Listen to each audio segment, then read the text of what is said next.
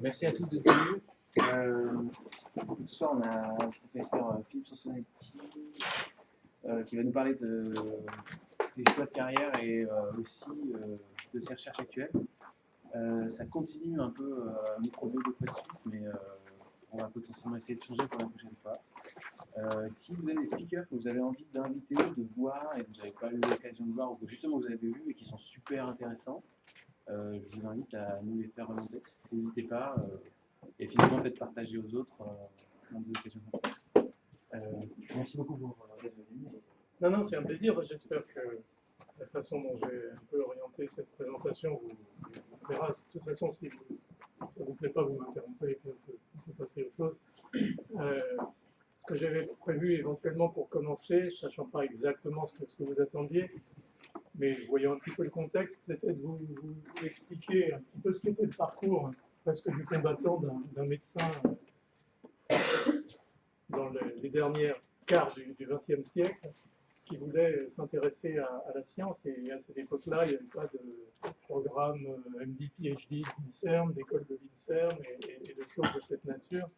Et il fallait en règle générale faire ses propres choix, assez à l'avance de préférence, de manière à pouvoir évoluer dans un contexte optimal.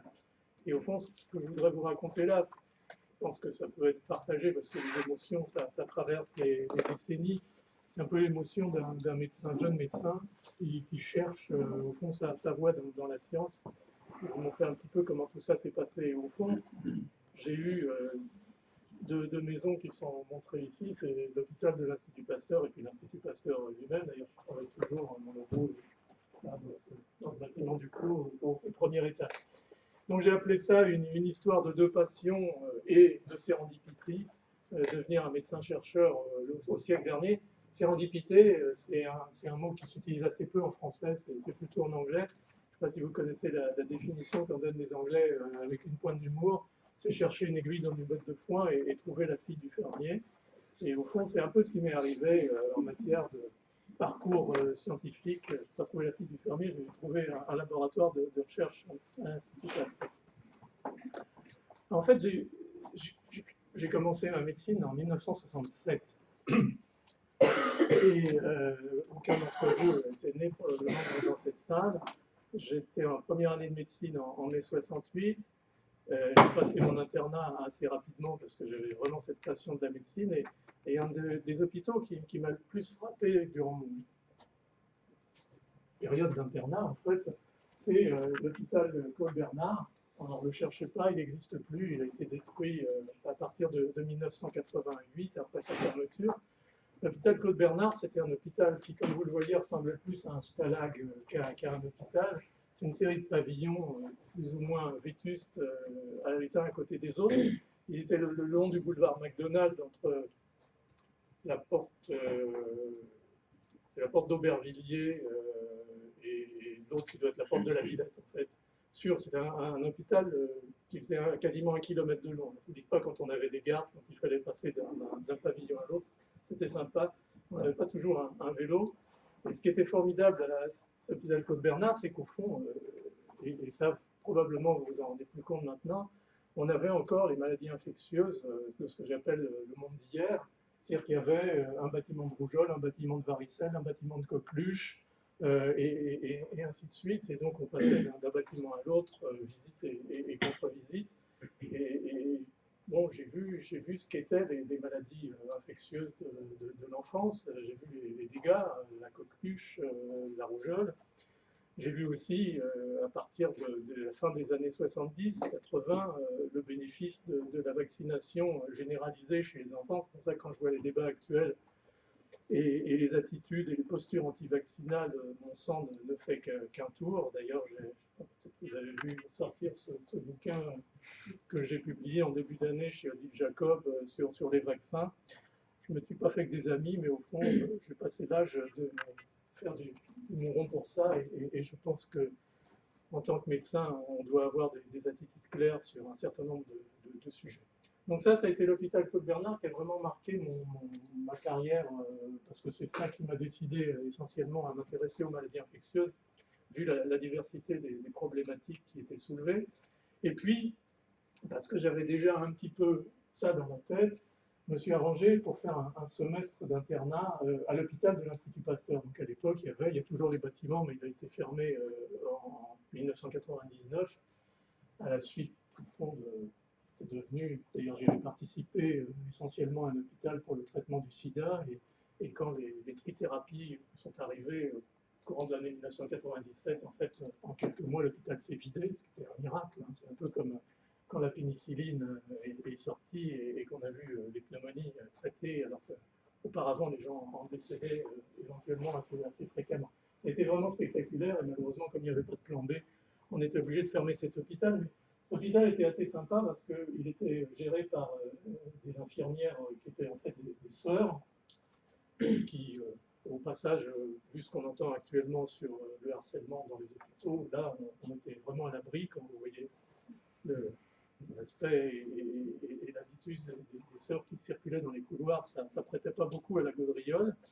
C'était un hôpital qui était extrêmement serré parce qu'on appliquait encore les méthodes d'hygiène qui avaient été quasiment mises en place au début du siècle du XXe, hein, quand il avait été construit.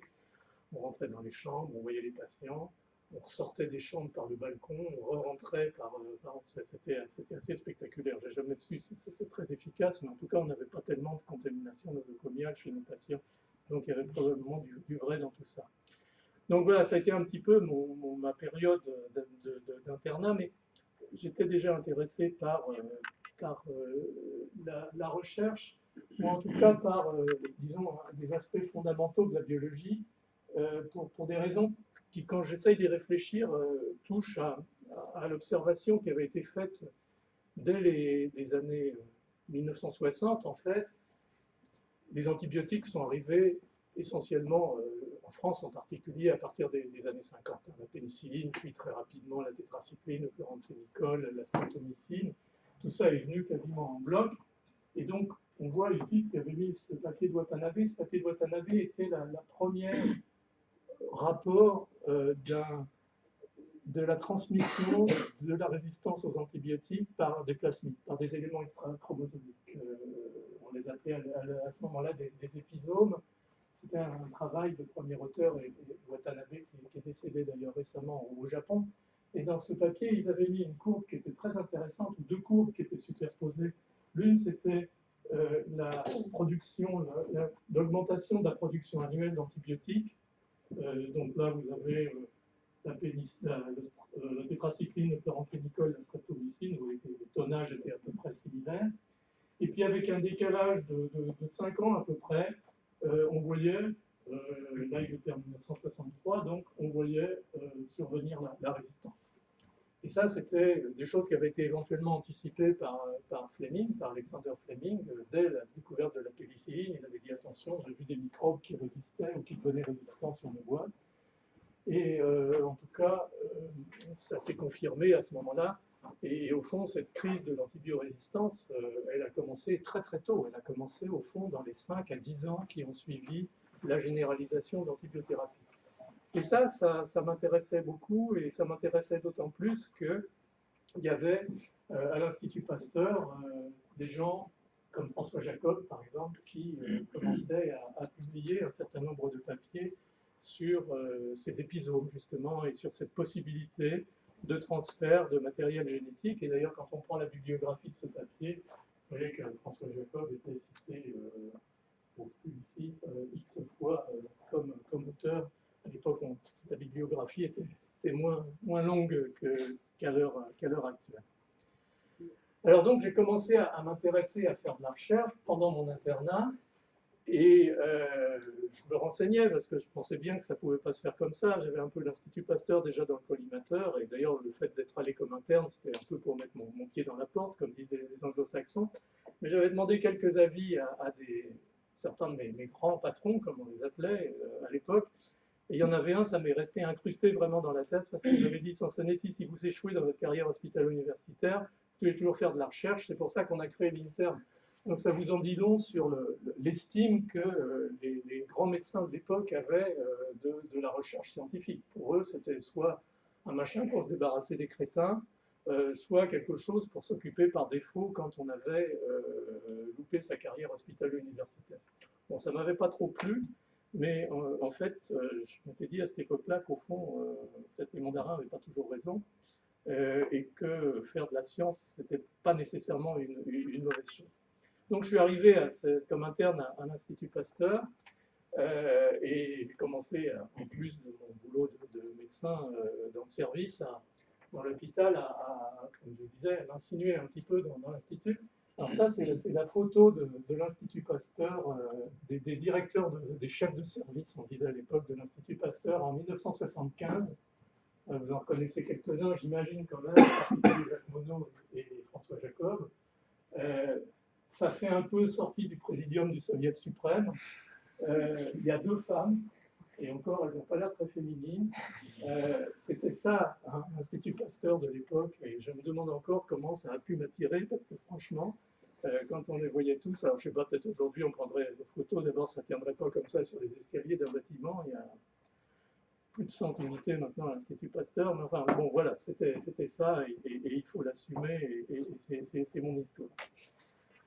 Et donc, la sérendipité, la chance, elle a souri un jour dans cette histoire, parce qu'un matin, je suis arrivé à l'hôpital, à l'Institut Pasteur, et mon patron m'a dit, on a un malade très important dans le service, et il faut lui faire une biopsie médulaire.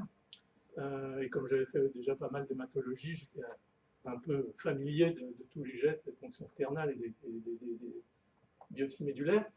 Et donc j'ai préparé mon petit attirail, je suis rentré dans la chambre du malade en question, et le malade en question c'était Jacques Monod lui-même, qui avait une aplasie médulaire. Je n'ai très bien su l'étiologie, il avait fait une hépatite B, mais enfin il avait aussi... Les gens de cette génération-là, ils ont utilisé des quantités de P32 absolument phénoménales, et probablement plusieurs ont eu des phénomènes d'hématotoxicité liés à ça. En tout cas, c'était Jacques Monod, je lui ai fait sa biopsie médulaire en tremblotant un petit peu, mais ça a marché, et 15 jours ou 3 semaines plus tard, sa secrétaire m'a téléphoné en me disant « Monsieur Monod voudrait vous voir », il était directeur de l'Institut Pasteur. À cette époque-là, il avait eu le prix Nobel 10 ans avant, enfin, tout. Imaginez l'aura, et imaginez un petit médecin en début de carrière qui se retrouve face à face avec Monsieur Jacques Monod. Je vous assure que ce jour-là, j'ai eu vraiment l'émotion de ma vie. Et il m'a remercié très poliment d'ailleurs de l'avoir bien opéré. Bon, en fait, biopsie médulaire, c'est pas vraiment une opération, mais c'était ses termes. Il avait un français très élégant. Et il m'a dit, écoutez, j'ai entendu parler de votre désir de faire de la microbiologie et éventuellement de travailler à l'Institut Pasteur.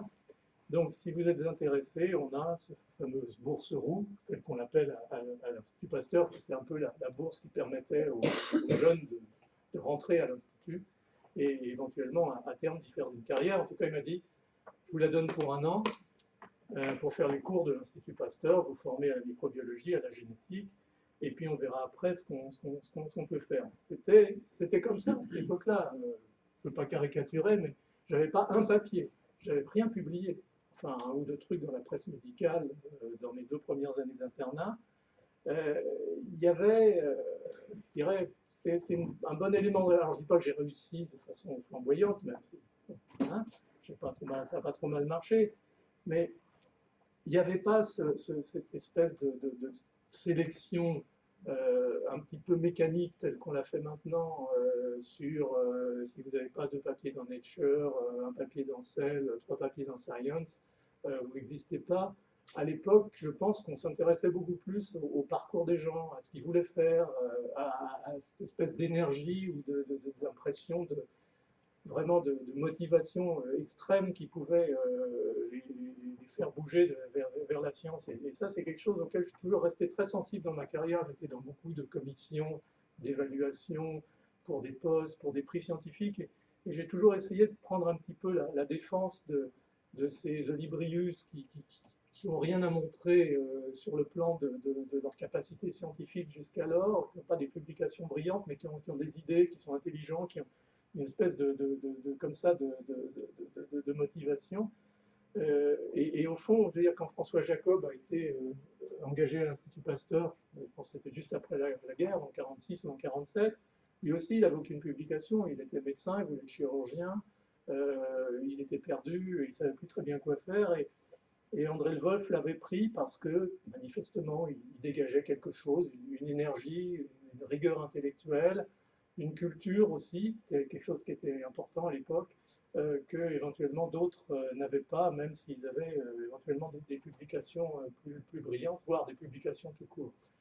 Donc ça, j'insiste un petit peu là-dessus parce que je pense que dans votre réflexion, c'est quelque chose, il ne faut pas se cacher trop non plus, surtout au stade précoce des carrières où, au fond, les publications reflètent souvent plus la qualité du laboratoire dans lequel les gens ont travaillé que la valeur intrinsèque des individus. Il faut essayer d'aller gratter un petit peu la surface et de voir la valeur des individus. Et je serais toujours reconnaissant à Jacques Monod d'avoir ressenti ça. Il est mort d'ailleurs quelques mois plus tard. C'est une autre affaire. Donc j'ai fait le cours de l'Institut Pasteur. J'étais jeune à l'époque, par là-haut. J'ai appris énormément sur la microbiologie. C'était une période formidable, qui était d'ailleurs animée par une personne qui s'appelle Agnès Ullmann, qui était une grande scientifique. C'était une grande époque. Agnès Ullmann, c'était une femme qui était biologiste, généticienne en Hongrie, alors que la Hongrie était encore occupée par les troupes soviétiques, qui avait vécu la période de Lysenko, l'oppression intellectuelle des régimes communistes pour faire passer des fausses vérités scientifiques.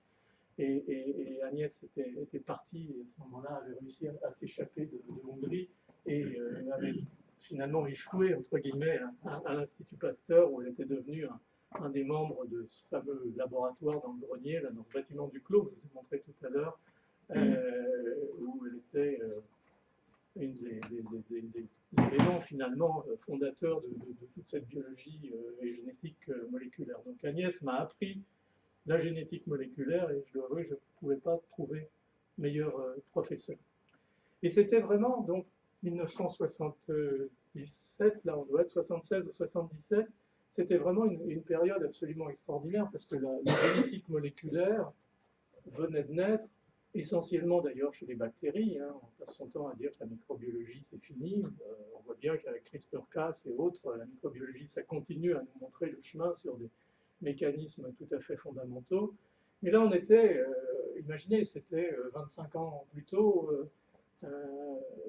Joss Lederberg et Tatum avaient démontré en fait, ça me fascinait, le transfert génétique interbactérien.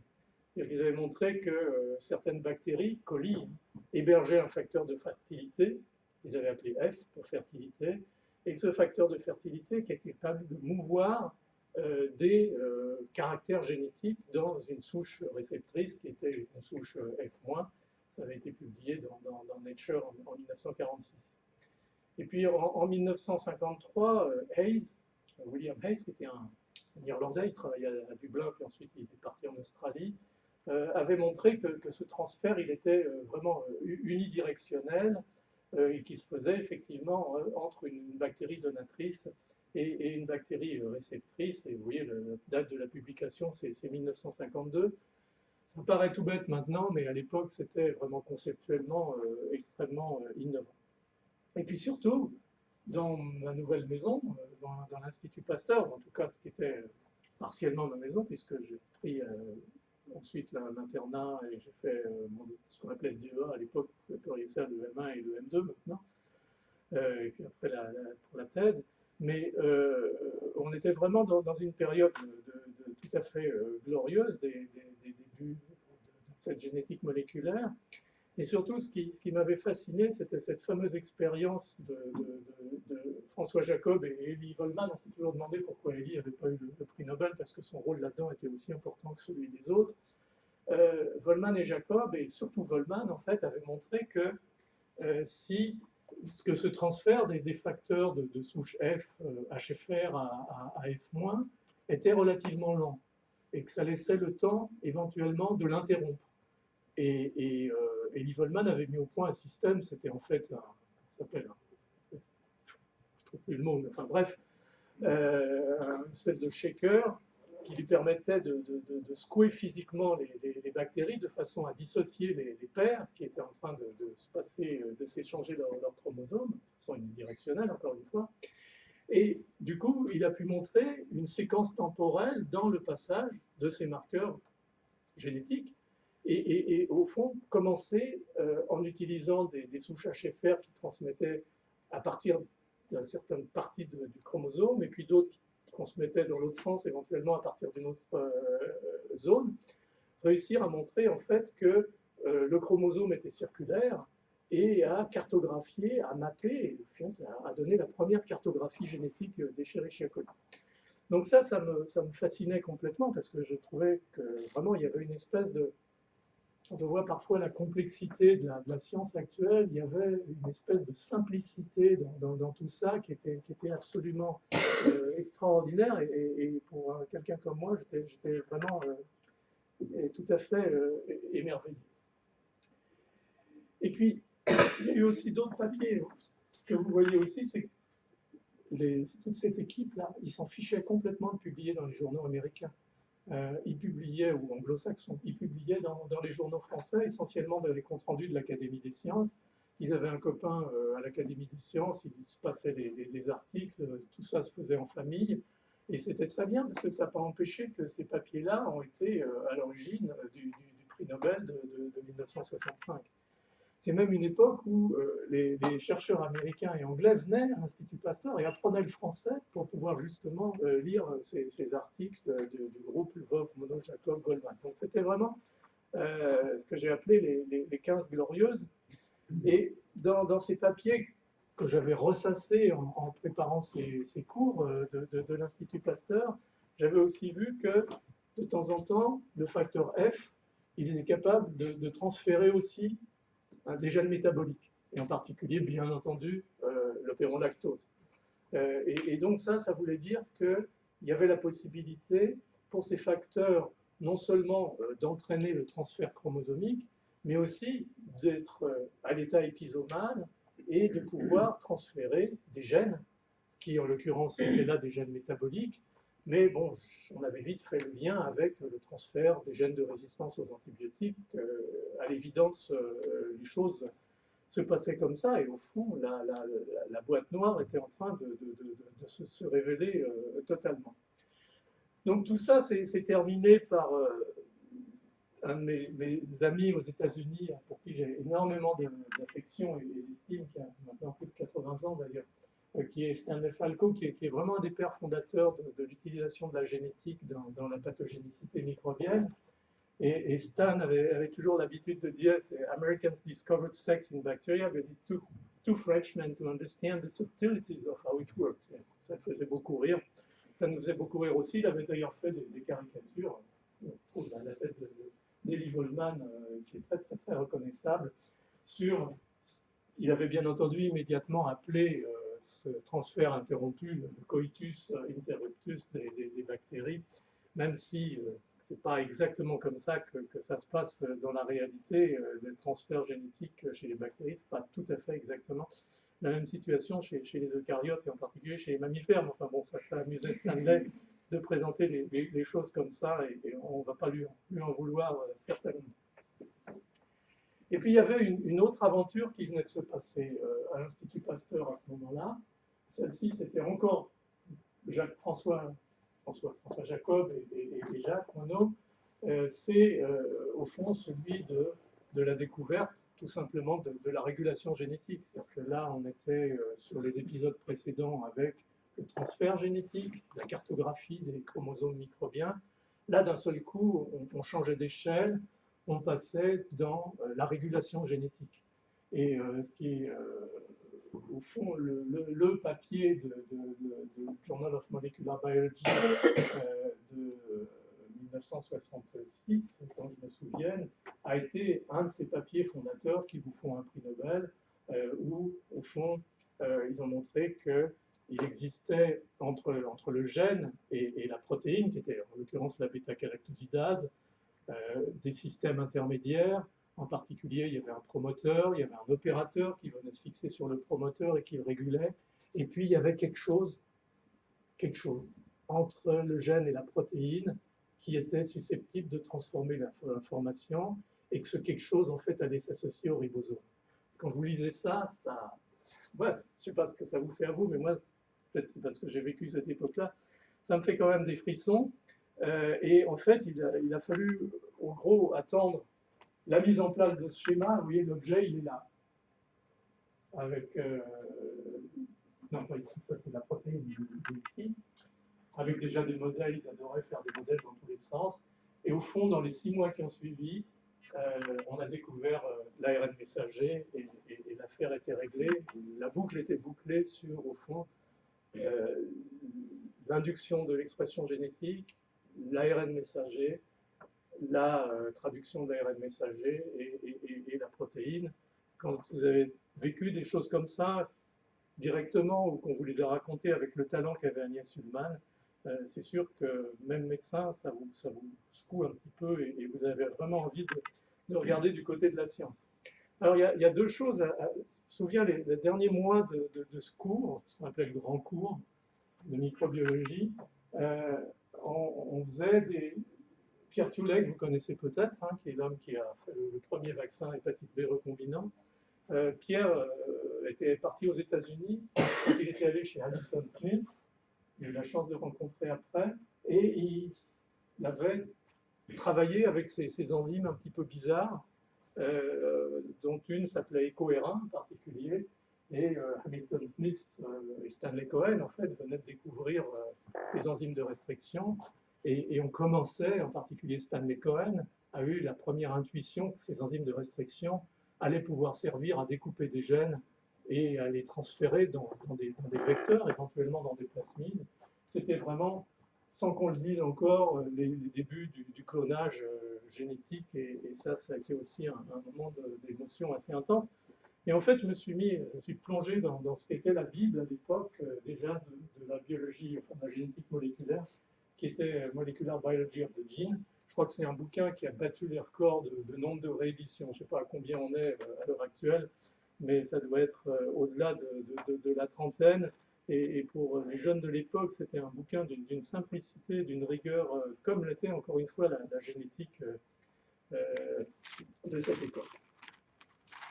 Et quelque part, tout ça, pour moi, c'était un petit peu, ça restait un tout petit peu abstrait parce que, ayant cette formation médicale, ayant vu les débuts de la problématique de la résistance aux antibiotiques chez un certain nombre de patients, même si ce n'était pas le problème majeur qu'on peut avoir aujourd'hui, il y avait quelque chose qui me disait, au fond, pourquoi pas aller s'intéresser à des choses qui sont d'intérêt purement plus médical. Alors, Escherichia coli, c'est gentil, mais bon, c'est un organisme modèle. Bacillus subtilis, c'est gentil, mais c'est un organisme modèle. Et j'étais moi-même, et peut-être de par ma formation médicale, encore une fois, alors moi j'ai toujours pris ça comme un plus pour ma carrière scientifique. J'étais en train de me dire, au fond, est-ce qu'il ne faut pas aller regarder un petit peu à côté ce qui se passe? Et effectivement, ce qui sortait de ces travaux récents, en particulier de Jacob, Monod, Elie Volman, c'était une boîte à outils en fait. C'était un système où on pouvait, avec une grande simplicité, appliquer les recettes de cuisine à la génétique dans d'autres micro-organismes, en particulier ceux qui devenaient résistants aux antibiotiques, les staphylocoques, les pneumocoques commençaient déjà à devenir résistants. On voyait le niveau de pénicilline monter tout doucement. Et bien entendu les entérobactéries, y compris Escherichia coli. Donc il y avait dans tous ces travaux des années 50 et 60 une espèce de legs intellectuel qui a vraiment été la base des travaux de transition sur ce qu'étaient vraiment les germes d'intérêt médical, à la fois au niveau de la résistance aux antibiotiques et de la compréhension des mécanismes de résistance aux antibiotiques, mais aussi au niveau de l'étude de la pathogénicité. Alors j'ai fait mon DEA avec quelqu'un qui commençait lui aussi à s'intéresser à tout ça, qui s'appelait Ivachil Chabert. C'était une époque assez extraordinaire parce que le laboratoire d'Yves était un labo où justement, commençait, en particulier avec Daniel Banchot et Patrice Courvalin, l'approche génétique de la résistance aux antibiotiques, et en particulier la démonstration d'espèces d'universalité des plasmides dans la capacité de transférer un certain nombre de gènes de résistance, en particulier les bêta-lactamases et autres. Mais en plus, dans ce laboratoire, qui était vraiment un laboratoire avec de la recherche fondamentale, où j'ai fait ma recherche initiale vraiment sur le mécanisme de transfert des plasmides, il y avait des cliniciens microbiologistes de renom, dont probablement le plus brillant, que j'ai eu la chance d'être devenu un ami d'ailleurs avec le temps, était Jacques Accard, qui est un des hommes qui a véritablement bâti la microbiologie clinique en France au niveau que pouvait lui conférer la génétique. Et tous ces gens étaient dans ce labo, venaient de l'hôpital, apportaient leurs souches, discutaient, échangeaient, s'engueulaient. Il y avait une espèce d'effervescence que je n'ai pas toujours retrouvée ultérieurement dans les laboratoires, parce qu'il y avait derrière tout ça une vraie problématique médicale et qu'il fallait essayer de comprendre exactement ce qui se passait pour essayer aussi d'apporter un certain nombre de solutions. Et en fait, mon premier papier a été de travailler sur le transfert, les mécanismes de transfert des plasmides in vivo, parce que avec ça, moi, l'in vitro, ça m'intéressait qu'à moitié, il y avait que l'in vivo qui comptait. J'avais fait ça dans un modèle de poussin axénique, sans germe, que je gavais avec des souches avec sans plasmides, et je regardais les dynamiques et les cinétiques de transfert des plasmides avec des mutants. Voilà. Et quand j'ai passé mon DEA, ma patronne de DEA a eu l'idée un peu saugrenue de m'offrir un poussin. Je suis rentré chez moi très fier avec mon poussin, sauf que au bout d'une semaine, le poussin il avait grandi. Et bon, vous imaginez ce que fait un poussin dans un appartement quand il grandit. Et un soir, ma femme, furieuse, m'a dit: écoute, tu fais ce que tu veux, mais tu me débarrasses de cette bestiole. Je ne vous dirai pas ce que j'ai fait, mais je l'ai débarrassé de cette bestiole parce que je ne voulais pas avoir un divorce sur les bras. Mais voilà, c'était un peu la science de l'époque, et c'est ça qui m'a permis de mettre le pied à l'étrier. Alors en même temps que émergeaient ces problématiques de la résistance aux antibiotiques et de la nécessité de commencer à disséquer un petit peu tout ça, à déchiffrer tout ça, moi, la résistance aux antibiotiques, ça a fini par m'ennuyer un petit peu, parce que j'avais quand même un truc dans la tête qui me trottait, en particulier parce qu'à l'hôpital Claude-Bernard, j'avais vraiment vu ce qu'on appelait des belles maladies. Et à l'hôpital Saint-Louis aussi, en dermatologie, j'avais vu des typhoïdes, j'avais vu des lèpres, j'avais vu des maladies où manifestement il y avait des choses fondamentales à essayer de comprendre et analyser. Et je trouvais que c'était probablement encore plus intéressant potentiellement que de tourner en rond parfois sur des problématiques de résistance aux antibiotiques. Et en fait, à cette époque, c'est-à-dire au milieu des années 70, il y avait très très peu de travaux qui avaient été faits véritablement sur l'analyse de la pathogénicité des microbes en termes moléculaires. Il y avait des travaux au début du siècle, comme l'identification de la toxine diphtérique par exemple, mais tout ce qui était génétique était resté bien entendu en attente, puisqu'il n'y avait pas encore de génétique à cette période-là. Et je me suis quand même plongé dans la littérature, et je vous ai ressorti un peu les papiers qui ont été pour moi les papiers clés, et qui sont de toute façon les papiers clés, ce n'est pas uniquement une affaire personnelle. Il y a ce papier de Journal of Experimental Medicine de 1943 au Rockefeller à New York, qui aurait dû valoir au moins 2 fois le prix Nobel à ses auteurs, qui sont, vous les connaissez sans doute, Avery, MacLeod et McCarthy. Qu'est-ce qu'ils ont fait, ces gens-là?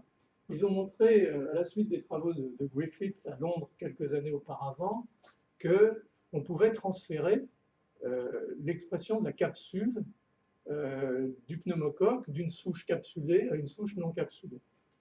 Donc ça, c'était le travail de Griffith, et c'était déjà une belle observation qui était un peu précédente à les observations ultérieures sur Escherichia coli et le transfert de gènes, sauf qu'on regardait un phénotype plus simple qui était l'expression de la capsule. Et ce qu'on montrait, bien entendu, Avery, MacLeod et McCarthy, c'est que le matériel qui transférait cette capacité d'exprimer la capsule, c'était de l'ADN.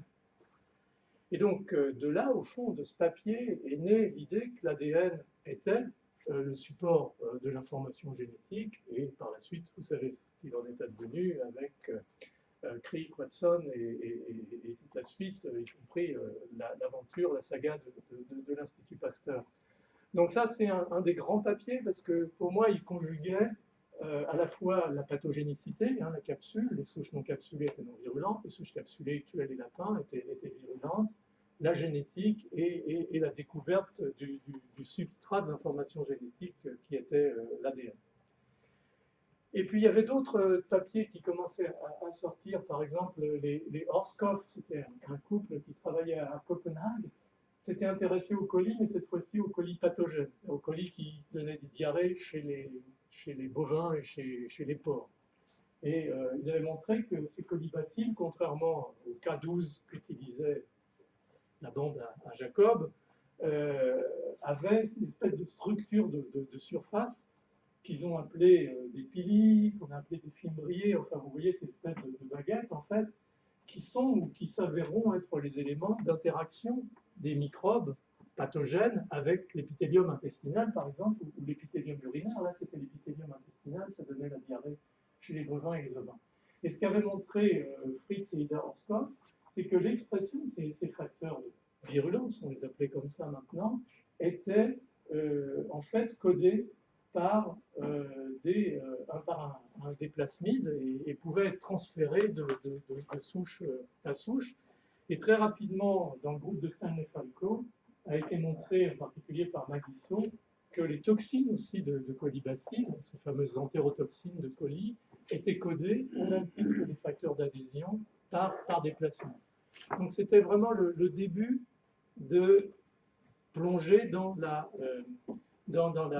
génétique de la physiopathologie des maladies infectieuses.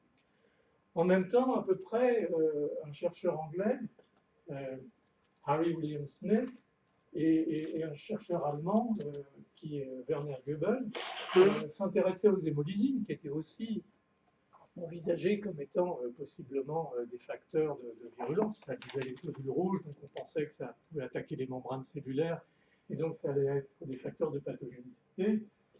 Et ils avaient montré aussi en fait que ces hémolysines, en particulier chez Escherichia coli, étaient souvent portées par des plasmides, et au fond, ce support génétique des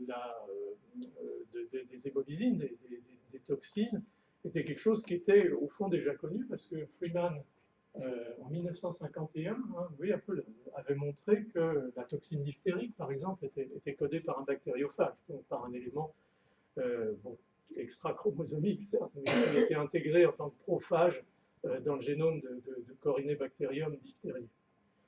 Donc, tout ça commençait à se développer, mais on restait souvent, on n'allait pas trop loin, on allait aux colis pathogènes, on allait dans des choses qui étaient relativement familières. Et une de mes grandes émotions a été ce papier de Randy Holmes et Dick Finkelstein, Michael Vasile, c'est des gens avec lesquels j'ai ultérieurement travaillé, ont publié dans Science en 1975 qu'en fait, la toxine du vibrio cholérique, donc là on sautait un petit peu dans un monde un petit peu différent, pouvait être transférée génétiquement de vibrio cholérique toxinogène à non toxinogène, et que la production de la toxine était fournie à la souche non toxinogène de cette manière. Et très rapidement, John McElanos à Harvard a pu montrer que un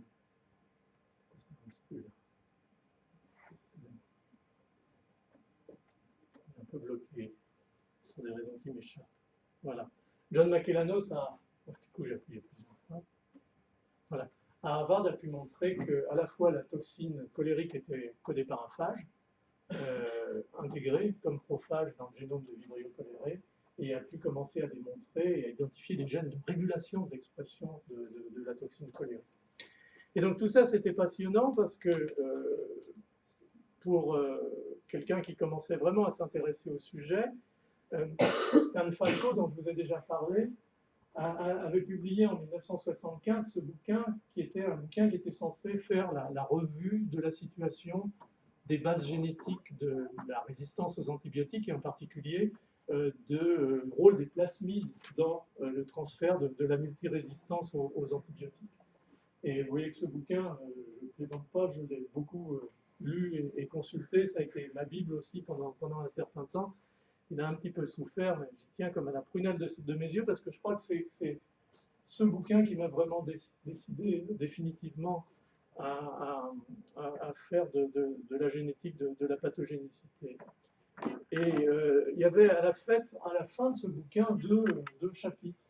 Un qui était sur les plasmides contribuant à la pathogénicité des organismes entériques, colibacilles, salmonelles et autres, et puis un autre sur la génétique en fait, de staphylocoques et des plasmides de staphylocoques.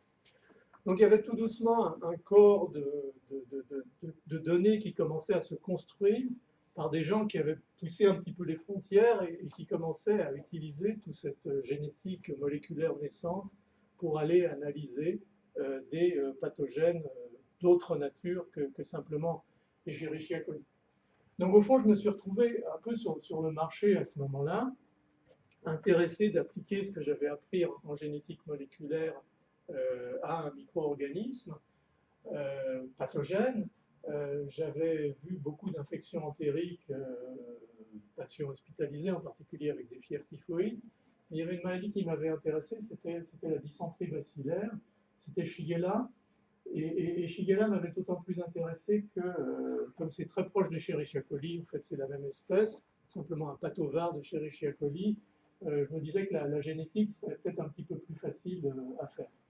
Donc j'ai changé de labo à l'Institut Pasteur, je continuais à être interne à l'époque. Je peux dire que quand j'étais à Claude Bernard à Porte de la Chapelle, il fallait descendre à Pasteur après la visite du matin et remonter pour la contre-visite de l'après-midi.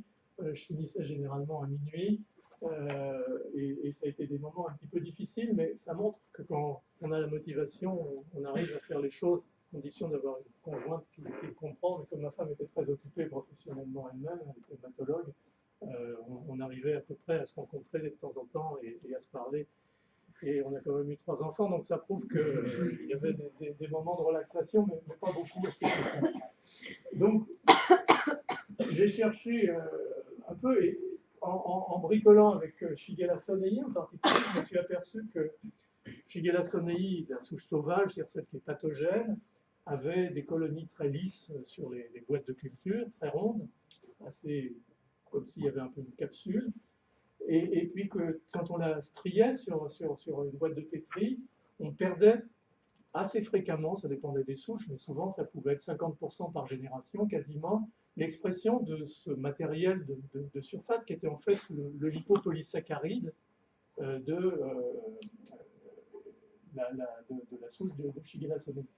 Et quand je cherchais à faire des mutations en reverse, je n'arrivais jamais à récupérer une souche qui exprime cet antigène. Donc l'idée immédiate, ça a été de se dire, au fond, c'est du matériel génétique probablement épisomique, c'est un plasmide qui est perdu, et donc une chance bien entendu de récupérer le phénotype, puisque les gènes qui codent pour ce lipopolysaccharide ont disparu. Et effectivement, dans mon premier papier, j'avais montré que la souche sauvage avait ce grand plasmide ici, et il était perdu chez les souches ayant perdu la virulence et l'expression de ce matériel génétique. Donc je suis parti avec ça sous le bras en postdoc aux États-Unis. À l'époque, il y avait très très peu de labos qui travaillaient sur la génétique de la pathogénicité. Je vous ai parlé de Stanley Falco, je vous ai parlé de Finkelstein à University of Texas. Je ne sais plus s'il était à Austin ou à Dallas. Je pense qu'il était à Dallas. Dallas, ça ne me branchait pas plus que ça pour un postdoc de toute façon. Et puis il y avait il y avait Harvard. J'aurais jamais osé aller poser ma candidature à Harvard, plus tard d'ailleurs probablement. Et puis il y avait le Walter Reed Army Institute of Research, et en particulier Samuel Forman, qui était le maître de la génétique des bactéries entériques, en particulier de Shigella et de Salmonelle. Et avec mon copain Larry Hale, on a fait un bout de chemin ensemble, où au fond, en l'espace de mes 2 ans de postdoc, euh, ça a été quand même la chance d'avoir découvert ce plasmide. On a résolu des problèmes que des gens extrêmement brillants, y compris Stanley qui avait travaillé, ou Walter Reed auparavant, n'avaient pas réussi à comprendre. C'était, au fond, quelle est la base de l'invasivité, du caractère invasif de Shigella, qui est une bactérie qui envahit en fait les cellules épithéliales. Et j'avais choisi aussi parce que je pensais que ça pouvait être intéressant de prendre non pas un micro-organisme toxinogène, mais de prendre un micro-organisme qui rentrait dans les cellules, qui avait l'air de faire des choses assez intéressantes, qui envahissait les tissus, et ainsi de suite. Donc on a réglé ce problème assez rapidement en l'étendant, ce concept de plasmide à Shigella flexneri, en réussissant à transférer ce plasmide qui n'était pas autotransférable, donc il a fallu le conjuguer avec d'autres plasmides. Bon, enfin, c'était le bricolage de l'époque. Hein. On est encore là à la fin des années 70, je suis parti en postdoc en 79.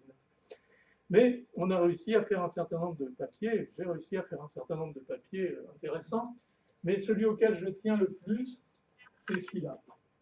C'est-à-dire que c'est celui où j'ai vraiment appliqué les méthodes que j'avais apprises au cours de Pasteur, c'est-à-dire la méthode du transfert interrompu de Waldman et Jacob à Shigella. C'est-à-dire ce que j'avais fait, c'était de construire des souches HFR en intégrant des facteurs F à différents endroits du génome de Shigella flexneri et de transférer ces fragments par transfert génétique interrompu dans Escherichia coli K12.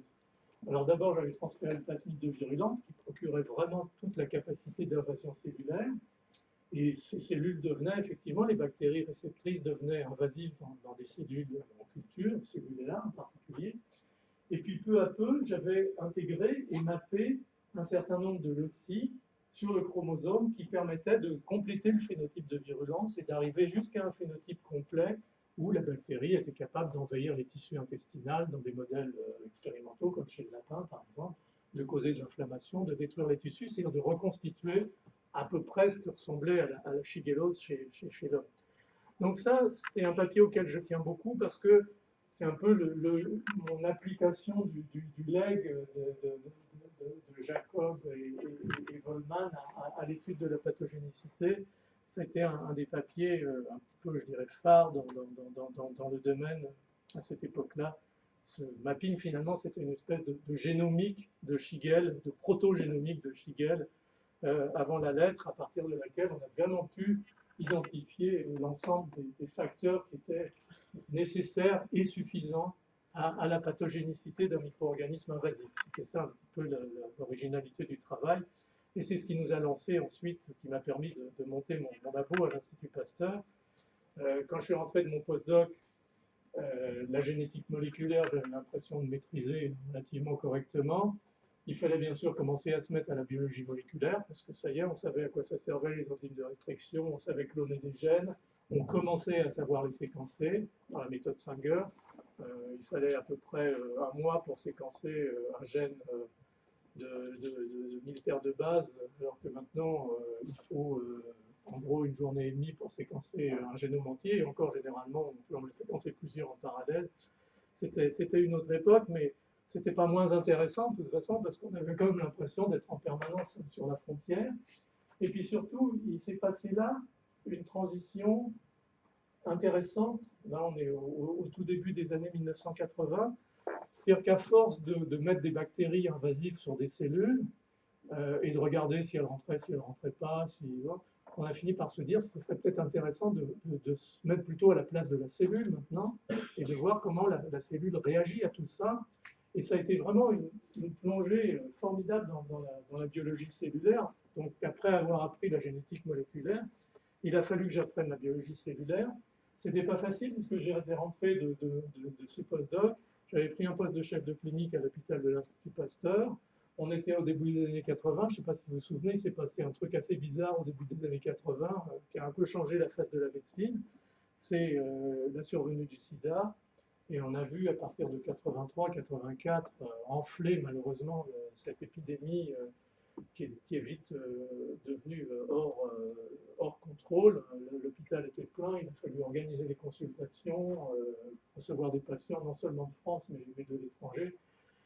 Vous voyez l'Institut Pasteur comme la Mecque qui arrivait le matin pour se faire traiter alors qu'on n'avait rien de bien plus brillant que ce que pouvaient être les thérapeutiques de l'époque. Donc c'était un petit peu difficile, j'ai eu la chance d'avoir des gens qui m'ont beaucoup aidé comme Philippe Clair au démarrage et on a pu commencer à faire des premières vidéos par exemple de bactéries rentrant dans les cellules. Vous voyez ici la bactérie qui rentre dans la cellule et puis la polymérisation de l'actine fluorescente. C'était pas encore la microscopie dynamique telle qu'on peut l'avoir aujourd'hui avec le spinning disk ou avec d'autres aspects, d'autres éléments comme le TIR par exemple pour aller voir les modifications de surface cellulaire, mais néanmoins on était assez contents de nous. Et puis très rapidement j'ai fait avec Lina Bernardini, qui est une postdoc italienne qui avait rejoint Zabo, cette découverte qui a un peu lancé ce domaine. Ça, c'est les bactéries, ça, c'est coloration pour l'actine.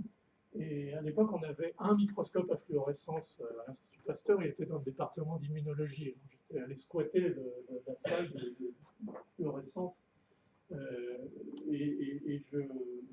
en faisant mes images, je me suis aperçu que les bactéries qui étaient intracellulaires étaient suivies par ces espèces de comètes d'actine.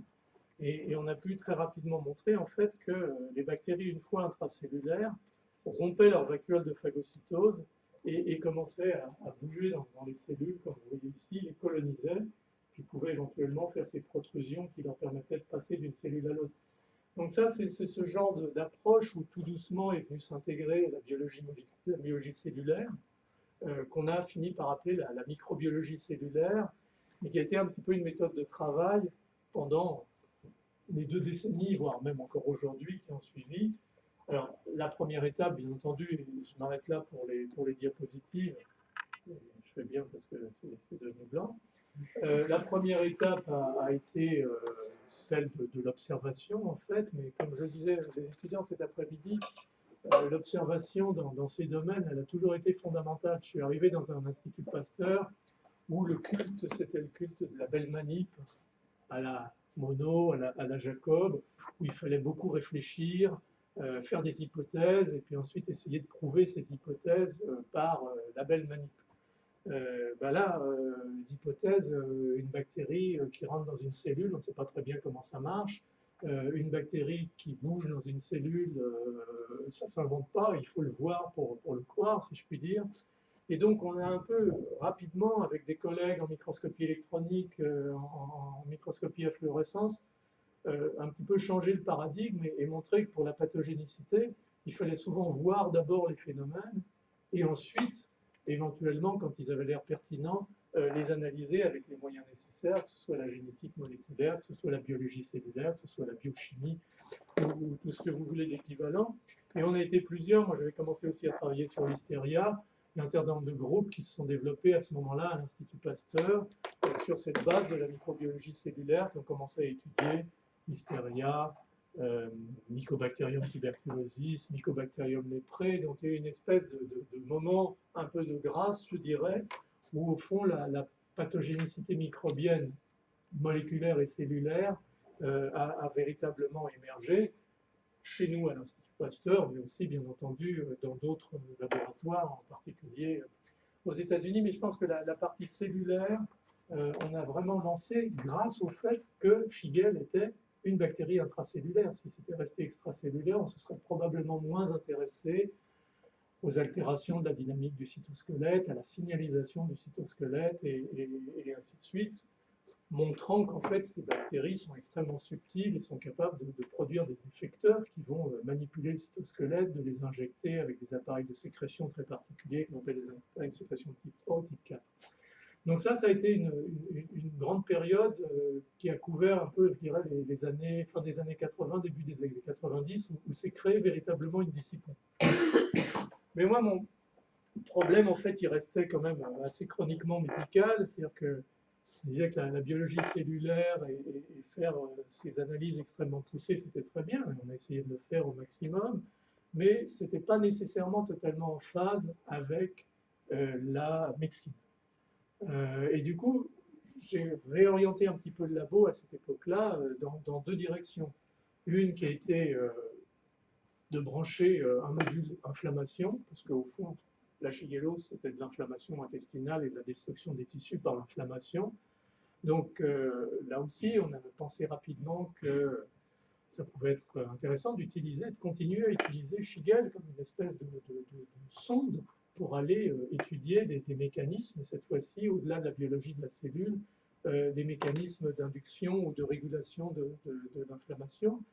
Et on a montré très rapidement, en particulier avec un postdoc américain à l'époque qui s'appelle Arturo Zichlinski, qui est maintenant professeur au Max Planck à Berlin, que les bactéries comme Shigelle causaient l'apoptose des macrophages, mais que curieusement, cette apoptose s'associait à un processus inflammatoire, à la sécrétion d'IL-1β en particulier. Et à partir de là, on a pu montrer que la bactérie activait caspase-1, maturait l'IL-1β, qui était un des éléments précurseurs de la réponse inflammatoire. Donc, à chaque fois, Shigelle nous permettait d'avancer non seulement sur la physiopathologie de la maladie, mais aussi sur des aspects fondamentaux de la virulence. Un autre exemple avec une postdoc canadienne qui s'appelle Dana Philpott, qui était venue au labo à la fin des années 90. On avait observé que quand on mettait des bactéries Shigelle invasives sur des cellules épithéliales intestinales, elles les envahissaient bien entendu, mais en plus elles reprogrammaient la cellule pour devenir pro-inflammatoire. C'est-à-dire que ce qu'on appellerait maintenant le transcriptome orientait la cellule vers la production de cytokines pro-inflammatoires, d'IL-8, d'IL-6, de tumor necrosis factor, de TNF et ainsi de suite.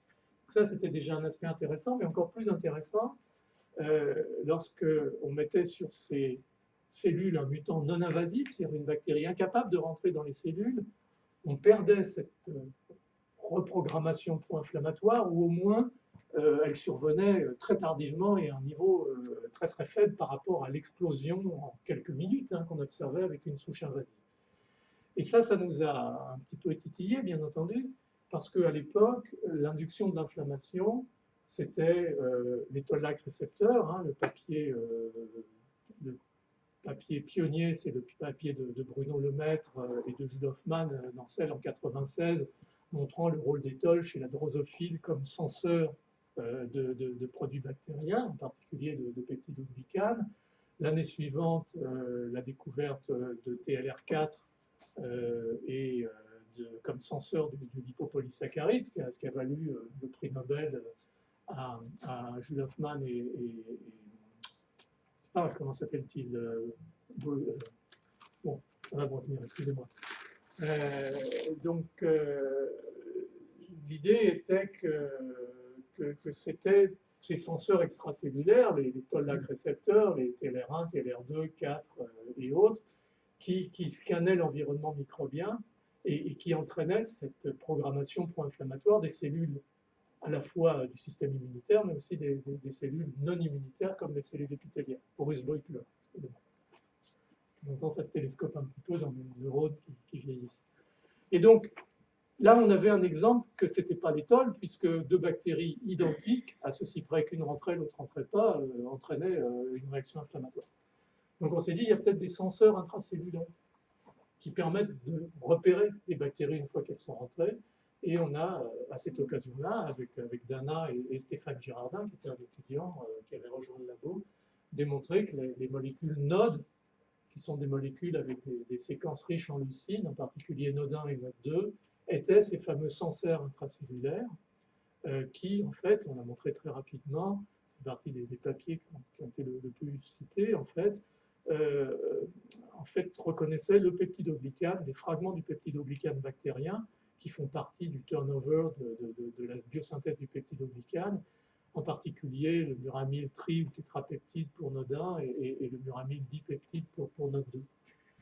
Et ça, non seulement c'était intéressant, parce que c'est toujours intéressant de découvrir des nouveaux récepteurs pour des facteurs microbiens, mais ça nous a mis aussi sur la piste de comprendre un petit peu mieux comment le système immunitaire pouvait gérer d'un côté la tolérance des micro-organismes commensaux, on en a des milliards sur notre surface muqueuse, en particulier dans l'intestin, et puis la reconnaissance en quelques secondes ou en quelques minutes d'un pathogène.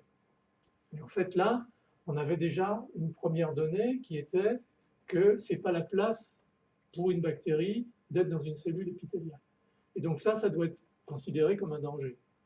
Et donc on est rentré dans cette notion effectivement de signaux de danger comme facteur de discrimination entre des bactéries pathogènes et des bactéries commensales. Et ça a été véritablement mis sur pied grâce aux observations et aux analyses faites par Shigella. Et sur cette base, on a pu commencer à développer un vrai travail de fond sur le fait que ces micro-organismes régulent, en fait, assurent la subversion du système immunitaire de façon extrêmement subtile.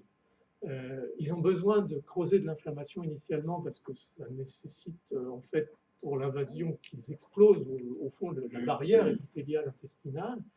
Mais ensuite, dès qu'ils ont envahi et causé cette inflammation, ils sont très sensibles à cette réponse inflammatoire massive. Vous avez vu les premières diapositives. Et donc, les bactéries, on s'est dit très rapidement, doivent réguler négativement probablement ce phénomène inflammatoire, qui était lié à la fois à l'apoptose des macrophages causant un processus pro-inflammatoire. Ce n'était pas évident, cette histoire de macrophages, parce que quand on a publié ce premier papier dans Nature, puis ensuite dans le Journal of Clinical Investigation, les reviewers nous ont dit non, mais de toute façon, l'apoptose, ça ne peut pas causer d'inflammation par définition, puisque ça a été inventé par la nature pour éliminer sans bruit et sans inflammation, justement, au cours du développement, un certain nombre de tissus, de structures qui permettent ensuite finalement de sculpter, par exemple, les palmes entre les doigts de la main chez le fœtus, elles sont éliminées par un processus d'apoptose. L'apoptose, ça ne peut pas causer l'inflammation. Je suis désolé, mais c'est ce qu'on voit. Et ce qui est assez intéressant, c'est qu'on a ramé pendant 5 ans au moins pour faire admettre ce processus. Et puis un jour, comme ça arrive souvent, il y a eu un miracle, quelqu'un a résolu le problème, ils ont appelé ça pyroptose, et ça a été immédiatement accepté. Maintenant, on ne parle plus que de pyroptose, c'est très bien, on est content d'avoir généré le concept, mais enfin, de temps en temps, on aimerait bien que ce soit un petit peu plus mentionné. Donc il y a ça, il y a les nodes, et puis on a montré aussi très vite que quand une cellule épithéliale était infectée, elle libérait massivement de l'ATP dans le milieu extracellulaire par des hémicanaux. Et ça aussi, c'était un signal de danger parce que l'ATP extracellulaire est une molécule extrêmement pro-inflammatoire qui alerte les récepteurs pro-énervés. Donc tout doucement, on avait vu se mettre en place ce paysage des mécanismes inducteurs de l'inflammation. Et maintenant, on voyait bien que l'inflammation était diminuée et on a pu identifier un certain nombre d'effecteurs microbiens injectés dans les cellules qui bloquaient la voie de NF-κB, qui régulaient au niveau épigénétique un effecteur, par exemple, qui s'appelle OSPEF, qui est même pas une phosphatase, qui est une phosphotrionylase, c'est-à-dire qu'elle enlève l'oxygène de RQP38 et elle empêche sa phosphorylation. Donc c'est irréversible puisqu'il n'y a plus l'oxygène. Ce n'est pas uniquement le phosphore qui est éliminé. Et ces changements entraînent des modifications des histones et jouent sur la régulation des gènes pro-inflammatoires. Donc c'est assez phénoménal. Et au fond, ça pose la question aussi de savoir d'où viennent ces gènes et quelle est la phylogénèse de ces gènes de virulence, dans la mesure où on ne sait pas, on pense que ça vient des fonds abyssaux où les bactéries ont dû survivre en présence de prédateurs, d'amibes, de choses comme ça, mais et que c'est peut-être là que ces gènes sont apparus, mais ils sont apparus aussi de quoi? En tout cas, ils sont probablement phylogéniquement liés à des événements antérieurs qui n'avaient rien à voir avec des bactéries humaines ou animales. Donc ça, c'était l'aspect inflammatoire et qui nous amenait à pas mal de travaux sur les peptides antimicrobiens en particulier, qui sont des éléments de la réponse innée, et de trouver des molécules qui induisent l'expression des peptides antimicrobiens qui peuvent être utilisés en adjonction des thérapeutiques classiques. Et puis l'autre aspect, parce que encore une fois, j'avais cette casquette médicale qui ne me gênait pas du tout, a été bien entendu d'utiliser toutes ces connaissances pour développer un programme de vaccination contre la shigellose, parce que quand j'ai commencé à travailler dans ces domaines, chaque année, il y avait environ 4 ou 5 millions d'enfants qui mouraient de maladies diarrhéiques sur la planète. Là, ça a beaucoup régressé ces dernières années grâce à l'amélioration de l'hygiène, grâce au vaccin rotavirus, qui en Afrique, même s'il ne marche pas aussi bien que dans les pays du Nord, un effet spectaculaire sur la prévention des diarrhées graves. Mais il y avait une place pour Shigella, et on a utilisé initialement nos connaissances génétiques pour faire des mutants de virulence atténuée, je dirais intelligemment, c'est-à-dire que de façon rationnelle, par exemple, on a éliminé le gène qui permettait aux bactéries de bouger dans les cellules et de passer d'une cellule à l'autre en disant que ça va fixer la bactérie là où elle est, mais elle ne va pas se disperser, donc ça va atténuer considérablement la virulence. Et ça a été une époque intéressante parce que j'avais à la fois la clinique, j'avais cette recherche fondamentale en biologie cellulaire, en inflammation, et puis j'avais les études cliniques de vaccins, en particulier aux États-Unis, à Londres, plus rapidement à Paris. On a monté un centre d'études des vaccins qui existe toujours, qui est le centre Cochin-Pasteur à l'hôpital Cochin, qui est dirigé par Odile Launay. Donc, ça a été une période extrêmement faste, je dirais, dans cette possibilité d'intercaler les différentes spécialités. Il a fallu néanmoins que j'abandonne la médecine parce que ça devenait ingérable pour tout le monde, et y compris pour moi. Et comme je m'ennuyais un petit peu, après avoir laissé tomber les malades, je me suis dit qu'il fallait rajouter peut-être une corde à notre arc. Et on s'est lancé il y a une dizaine d'années, maintenant un peu plus, dans l'étude du microbiome intestinal, bien entendu. Pas si aventureux d'aller ailleurs, mais au moins au niveau intestinal. Et l'idée, au fond, le concept, et j'ai eu la chance d'avoir deux grandes de l'ERC, du European Research Council, pour démarrer ces programmes, enfin pas deux en même temps, hein, deux à la suite. Ça m'a permis de recruter des postdocs pour lancer un nouveau projet. Pour lancer un nouveau projet, il faut un petit peu de monde, quand même. Sinon ça a du mal à démarrer. Et l'idée derrière, et on poursuit en parallèle avec Shigel maintenant, c'est d'appliquer aux symbiotes, aux micro-organismes commensaux de l'intestin, le même type d'analyse de microbiologie cellulaire que ce qu'on a pu faire avec les pathogènes, et d'essayer de comprendre au fond comment ces pathogènes, comment ces commensaux, crosstalk, comme on dit, dialoguent sur le plan moléculaire avec l'épithélium et le système immunitaire intestinal, et comment tout ça peut aboutir à la fois à la maturation du système immunitaire, à la tolérance immunitaire. Moi, je ne suis pas trop immunologiste, donc je laisse ça un petit peu à mes collègues immunologistes. On s'est plus orienté vers des aspects qui concernent la cellule souche épithéliale intestinale. On a montré que les produits, y compris comme le peptidoglycane, y compris via NOT2, étaient extrêmement actifs pour protéger les cellules souches intestinales contre des lésions causées par éventuellement des drogues, des poisons de l'ADN, la doxorubicine ou l'irradiation, les rayons X. Donc le microbiote est intéressant parce qu'il prime à la fois les cellules souches pour devenir sensibles à des agents toxiques, et lorsqu'ils ont été primés et devenus sensibles, c'est-à-dire que la microbiote aide à la maturation et l'établissement de systèmes de gestion du stress oxydatif, en particulier des éléments de la NADPH oxydase, puis des systèmes associés comme NOX1 et NOX2, tout ça apparaît, est induit sur le plan transcriptionnel, mais aussi est imprinté sur le plan épigénétique par la première rencontre entre le tube digestif naïf de l'enfant qui naît stérile et le microbiote. Donc ça, c'est un élément intéressant.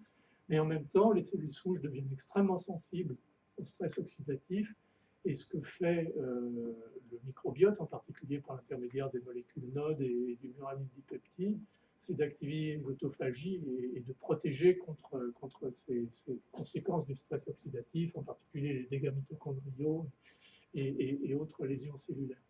Donc tout doucement, on a, je ne rentre pas dans les détails, essayé de reconstruire une microbiologie cellulaire de la symbiose, avec des résultats qui sont, je dirais, pour ce qui me concerne, relativement intéressants, et qui nous mènent peu à peu à un certain nombre d'ouvertures qui reviennent vers la médecine. Une, c'est le cancer du côlon, parce qu'il y a de plus en plus d'évidence que le cancer du côlon est lié à des facteurs environnementaux. Ça, je crois que c'est une surprise pour personne, mais en particulier à des anomalies de la flore intestinale, et en particulier, il y a des dysbioses. Maintenant, on travaille en collaboration avec Viraj Sobani à Henri Mondor, qui ont des signatures caractéristiques dans le cancer du côlon, et on travaille pas mal là-dessus. Et puis comme j'ai toujours gardé cette activité vaccinale dans les pays à bas niveau de revenus, on a ajouté un certain nombre d'études cliniques sur la relation entre le microbiote et la nutrition chez l'enfant. Ça reste dans la sphère pédiatrique, où on montre maintenant, commence à avoir des résultats intéressants qui montrent qu'en fait les enfants dans les régions les plus pauvres, vivant dans un environnement à l'hygiène qui est déficiente, ont une perte de la barrière gastrique, et leur tube digestif est envahi par des bactéries de la flore buccale et de la flore nasopharyngée, qui n'ont probablement pas leur place dans le duodénum, dans le jéjunum. On retrouve même la signature dans les fesses, donc ça correspond à l'ensemble du tube digestif. Et donc ça nous ouvre des possibilités pour aller prévenir éventuellement cette dysbiose et essayer de réverser ces malnutritions qui sont en fait résistantes à la renutrition intensive, parce que le tube digestif est complètement altéré par cette dysbiose. Donc, vous voyez, au fond, on essaye d'avancer en permanence, et ça, c'est cette méthode en fait, qui combine la biologie fondamentale et disons les hypothèses et les observations médicales, d'essayer de continuer à avancer. Alors, vous l'avez sans doute entendu dans d'autres circonstances, en microbiologie, en hématologie, dans d'autres disciplines. Là, disons que vous avez vu où j'ai essayé de vous donner un petit peu les circonstances qui ont amené à faire ces choix, au fond, qui ont été souvent dictés par les modèles qu'on avait choisis eux-mêmes, et qui le système s'est ensuite amplifié. Est-ce que ça pourrait se refaire aujourd'hui? Je crois. Je pense qu'à l'époque, ce qui m'a sans doute un petit peu manqué, c'est une formation fondamentale un petit peu plus solide. Je crois que si j'avais fait ma thèse de sciences un petit peu plus tôt, j'aurais peut-être pu rajouter, disons, une approche plus biochimique ou plus structurale à mes travaux. Inversement, d'avoir continué à insister sur la médecine a peut-être été un moyen de continuer justement à poser les questions systématiquement sous un angle médical, donc sous un angle dont la pertinence était éventuellement indiscutable. De toute façon, c'est trop tard. Voilà, c'était à peu près ce que je voulais vous dire. Je ne sais pas si ça répond à ce que vous attendiez. En tout cas, je pensais que ça pouvait vous intéresser de voir quelle pouvait être un peu pas toujours la linéarité, mais en tout cas la logique a posteriori d'une carrière scientifique, puisque malheureusement je vais prendre ma retraite dans quelques temps. Et c'est peut-être un peu le moment de regarder en arrière et d'essayer de passer un petit peu un certain nombre de signaux à la jeune génération. Voilà, merci de votre attention.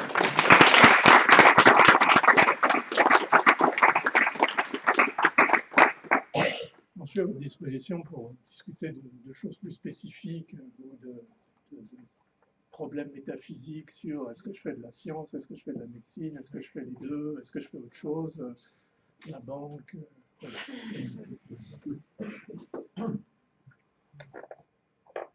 Allez-y. Non, s'il n'y a pas de questions. Oui. Plutôt au début de votre présentation, vous avez parlé de P32. Oui. C'est un isotope du phosphore qui était beaucoup utilisé, c'est un isotope radioactif qui, bon, vu la composition de l'ADN, c'est comme ça que l'ARN messager a été découvert. C'est en gavant les bactéries de phosphore 32 lorsque ils induisaient l'expression de l'opéron lactose.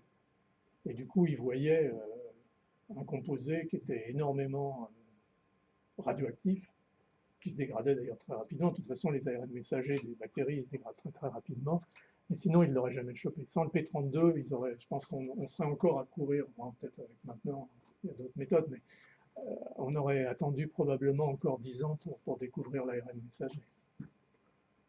Et alors François Gros, qui est un des co-découvreurs de l'ARN messager, et chez lui, il nous avait invités à dîner un soir, et sur son balcon, il y avait ces costumes, parce qu'à l'époque, les gens allaient travailler au labo en costume, ces costumes avec la date où ils avaient été pendus, de façon à laisser la radioactivité se dégrader, parce que l'avantage du P32, c'est que la demi-durée de vie était relativement courte, enfin est relativement courte. Et il avait ses costards là, mois par mois, et puis il repartait au début, et ainsi de suite. C'était une autre époque. Maintenant, à l'époque, on fumait dans les labos. Qu'est-ce qu'on faisait encore qu'il ne faut pas faire? Enfin bon, bref, on pipetait à la bouche, c'est pathogène. Je ne dis pas le résultat parfois.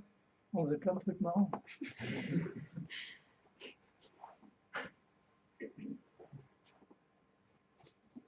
Oui. Donc vous avez fait une carrière hospitalo-universitaire, vous avez juste fait de la recherche et de la médecine à côté. Ouais. Enfin, recherche et médecine à côté, ça... Ah oui, parce que mon mandarin, là, il m'avait dit que de toute façon, si j'étais pas capable de faire une carrière. Non, en fait, c'était une affaire de circonstances. Il y a eu un moment où il a fallu que je choisisse entre, avec cette discussion un peu ardue avec le doyen de Necker, qui était Philippe Even à l'époque, qui voulait que j'aille comme PUPH en maladie infectieuse à Necker, parce qu'ils voulaient faire un service. De toute façon, il y avait le sida, il fallait gérer le sida.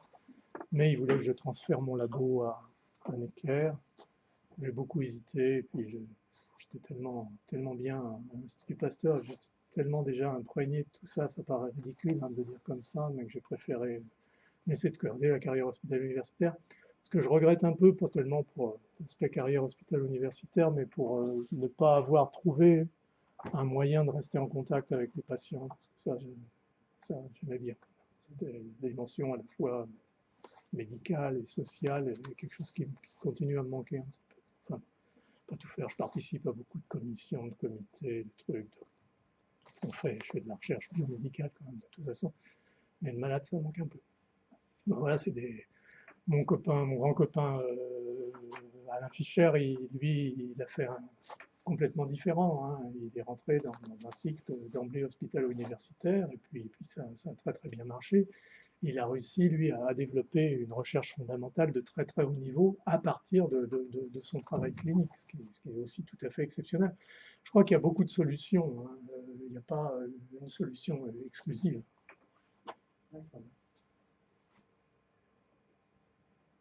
Oui. Humainement, travailler avec ou côtoyer des gens comme Jacques Monod, l'ambiance prix Nobel, etc., et il y a le côté humainement peut-être un peu difficile à vivre. C'est quelque chose que vous sentiez à l'époque à Pasteur? Ouais, mais je ne sais pas si on le sentait, parce qu'on est quand même vachement intimidé quand on a 25 ans, quand on est en présence dans le bureau de Jacques Monod. Donc je pense que c'était un peu biaisé par ce qui est l'aura qu'il y avait autour du personnage. Mais moi, Jacques était très ouvert, il discutait beaucoup. François Jacob était plus compliqué. Je me souviens quand j'ai le papier là, avec les comètes d'actine, les bactéries qui bougeaient dans les cellules en polymérisant l'actine, je l'ai envoyé à Nature en premier, et le premier commentaire, le premier reviewer, c'était "This is the most beautiful artifact I've ever seen in cell biology." Alors ça commençait bien, ma carrière de biologie cellulaire. Alors j'étais quand même rassuré parce qu'il avait trouvé que c'était de la biologie cellulaire, donc c'était déjà ça. C'était un artefact, ça m'embêtait. Donc je suis allé voir à l'époque, quand on était membre de la National Academy of Science des États-Unis, on pouvait communiquer des papiers de collègues, éventuellement. Donc ça facilitait un petit peu le passage de Et donc je suis allé voir François Jacob, je lui ai dit: est-ce que vous seriez prêt à me passer ce papier dans PNAS, communiquer ce papier dans PNAS? Il m'a dit oui, oui. Vraiment, il avait été assez sympa, mais enfin, il était assez froid, François Jacob. Et puis, quelques semaines plus tard, il me téléphone, il me dit: venez me voir parce que j'ai un problème. Je vais le voir et il me dit: regardez les reviews de votre article, c'est quand même un petit peu ennuyeux. Et la première revue, c'était "This is the most beautiful artifact I've ever seen in cell biology." Pas de bol, on était retombé sur le même review. Il ne devait pas y en avoir beaucoup à l'époque. Je n'ai pas essayé de savoir. J'aurais dû garder d'ailleurs, s'il y a un truc que vous pouvez faire, si un jour vraiment vous mettez à faire de la science, gardez les reviews de vos articles. Parce que ça, je pense que ça vaut un bouquin. Il y en a qui valent vraiment leur pesant de cacahuètes. Enfin bon, en général, elles sont bonnes, mais bon. Et donc, François me dit, ça m'emmerde. Ça m'emmerde de publier un papier qui est un artefact. Je dis, écoutez, c'est vraiment un artefact, ce truc. Je dis, moi, si vous me demandez mon avis, c'est pas un artefact. J'ai passé des heures au microscope, on a fait des contrôles. C'est pas un artefact. Et puis, il commence à me parler de la protéine. Il fait ça, il s'intéressait à l'époque aux modules, protéines construits avec l'évolution, qui se reconstruisent à partir de modules préexistants, c'est le bricolage moléculaire. On dit qu'il était en train de faire son bricolage moléculaire. Et moi, je me foutais de son histoire de protéines, bricolage moléculaire, de savoir s'il allait communiquer mon papier à PNRS. Puis d'un seul coup, sa secrétaire frappe à la porte et dit, Monsieur Jacob, il y a votre prochain rendez-vous. Comme il dit, je suis désolé, il se lève et puis il m'accompagne à la porte. Et je lui dis, quand même, vous me prenez ce papier ou pas? Il dit, bien sûr, je vous le prends, vous me dites que ce n'était pas un artefact. Donc ça, c'était l'humour de François Jacob, mais c'était parfois un peu froid. Donc je crois rétrospectivement, c'était... bon, puis on les... Non, je n'ai pas vécu non plus avec eux, hein. C'était déjà nous aimer à ce moment-là. Bon, ça créait quand même une ambiance, hein. Quand on les voyait passer dans les couloirs, c'était quelque chose.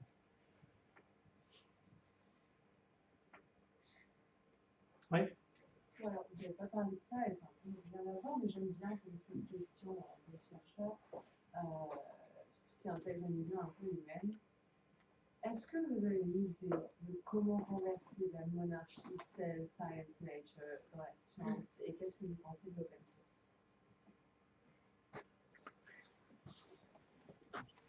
Je pense que on passe son temps à râler. Bon, je parle des grands journaux. Parce qu'effectivement, c'est pas facile d'y accéder.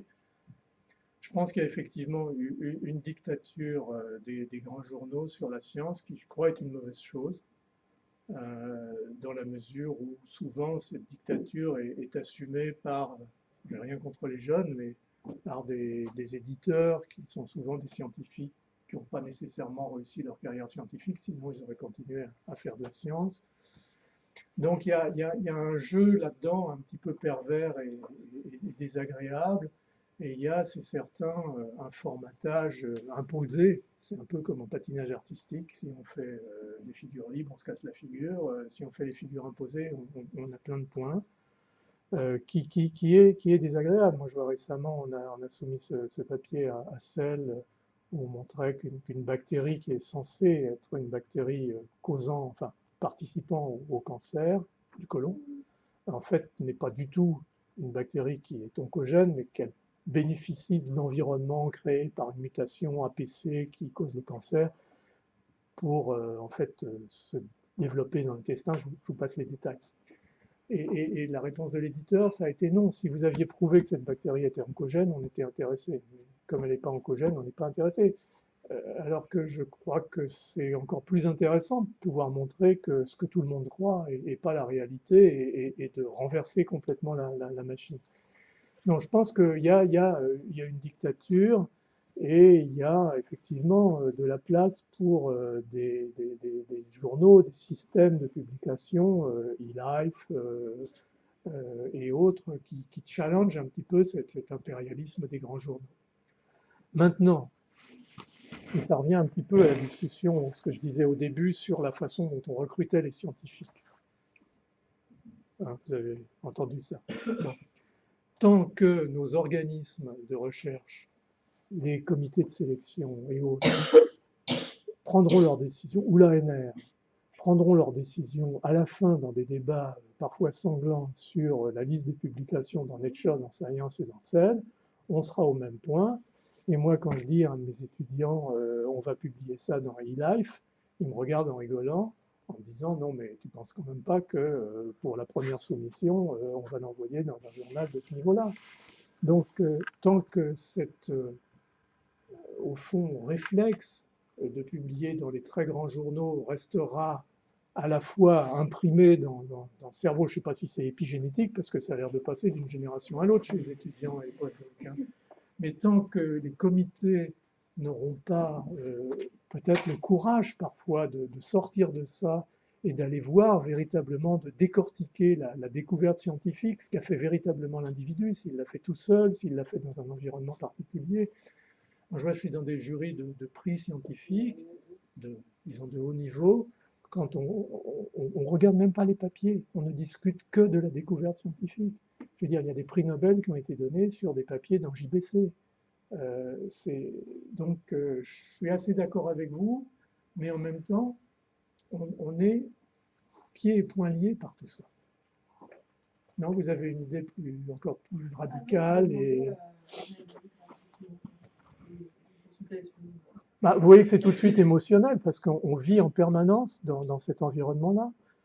Et clairement, quoi qu'il arrive, pour être très honnête, je suis plus content si j'ai un papier dans Nature que si j'ai un papier dans eLife ou dans un papier, dans un truc open access où, certes, il y a du review, mais c'est quand même pas le même.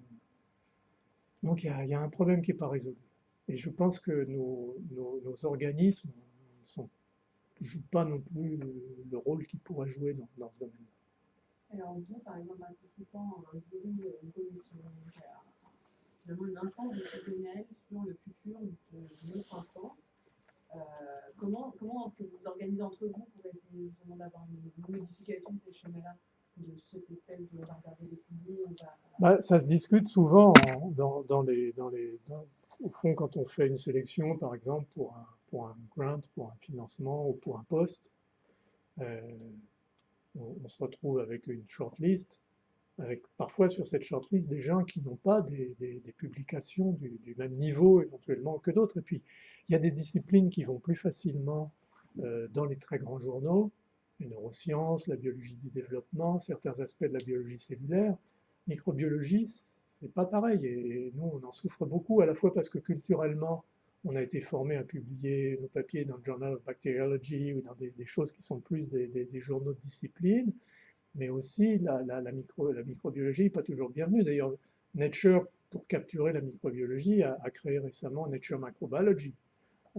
Donc, il y a des problèmes qui se posent à ce niveau-là. Donc, on se retrouve avec cette shortlist avec, je sais pas, 3 ou 4 personnes qui ont des papiers fulminants, et puis d'autres qui ont des papiers dans des journaux plus de spécialité. Et c'est là que le combat s'engage, c'est là qu'on essaye de faire valoir qu'un article dans JBACT, c'est aussi solide et parfois aussi créatif qu'un article dans Nature, que souvent ces papiers-là sont cités bien plus longtemps que les feux de paille de Nature, où on s'aperçoit au bout de 6 mois ou 1 an que ça avait l'air très très joli parce que les gens sont assez opportunistes et ils arrivent à publier dans le sens de ce qu'attendent éventuellement les éditeurs, à orienter les choses. Je ne dis pas qu'ils trichent, hein. Je dis simplement qu'il y a un opportunisme scientifique qui s'apprend d'ailleurs mieux dans certaines institutions que dans d'autres. Il y a une espèce de professionnalisation de la publication dans Nature ou dans ces journaux-là. Donc ça, il faut en être bien conscient, mais je vois très souvent, c'est un peu désespérant, qu'à la fin, c'est ceux-là qui perdent. Et c'est ceux qui ont les articles dans les... Et ça ne fait pas nécessairement, je suis désolé de le dire, les meilleurs scientifiques. Où on aurait vu que c'était les meilleurs scientifiques sans qu'ils aient besoin éventuellement d'avoir des papiers dans... Donc je pense qu'il y a une espèce de paresse intellectuelle qu'il faudrait essayer de gérer, mais pour gérer ça, il faut du temps. Il faudrait des commissions qui soient moins submergées. Quand vous avez une commission de l'INSERM avec 65 candidats, de gens dans la commission qui sont super occupés, qui font ça vraiment par altruisme. Voilà, vous avez la réponse à votre question. Ça revient, c'est tout bénef pour les grands journaux. Parce qu'on sélectionne des gens qui publient dans les grands journaux et qui publieront dans les grands journaux et qui apprendront à leurs étudiants à publier dans les grands journaux, et ainsi de suite. C'est ça l'imprinting. C'est triste, mais malheureusement, c'est le monde dans lequel on vit. Hein. Je ne sais pas ce qu'on pense éventuellement, les gens un petit peu plus seniors, là, c'est là.